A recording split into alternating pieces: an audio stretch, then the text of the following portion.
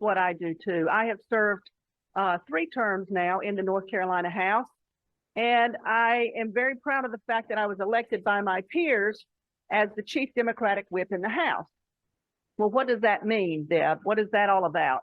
Well, it means that I can count votes, but it also means that I talk to my colleagues about the importance of voting in the way that Democrats want them to vote.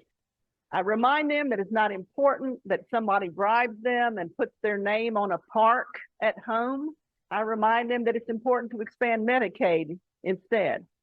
So my job is to prevail upon their better selves, to make them remember why they were elected in the first place. And I'm very proud of the fact that Governor Cooper has vetoed 43 pieces of regressive legislation, and we've sustained him each and every time. So I would like to continue to serve this community, to do that job, and to make sure that we prevent, at this point, very regressive legislation from happening. I feel strongly that we can do that, but the path to that future comes right through New Hanover County. There is a reason that we have 3 women on the legislative ballot versus 3 men on the other side. So it is time to trust women with your vote this time more than ever, and I look forward to continuing to serve you in the North Carolina legislature. Thanks very much.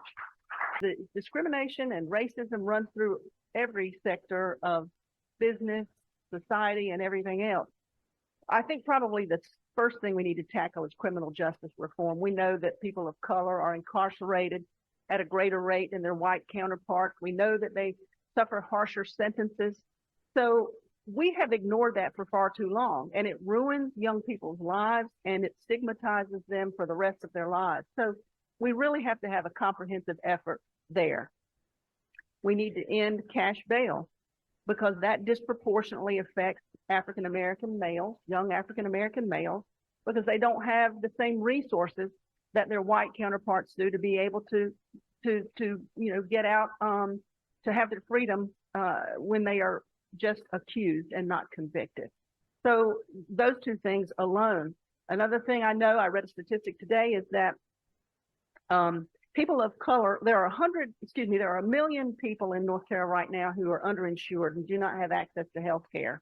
A greater percentage of those, 22% of those million, are people of color.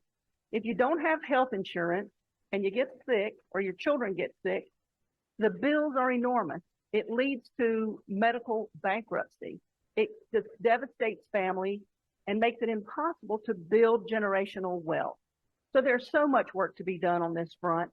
I don't presume to know the answers to every question, but I will tell you that if we started with those 3 alone, we'd be leagues ahead of where we are right now. So thank you.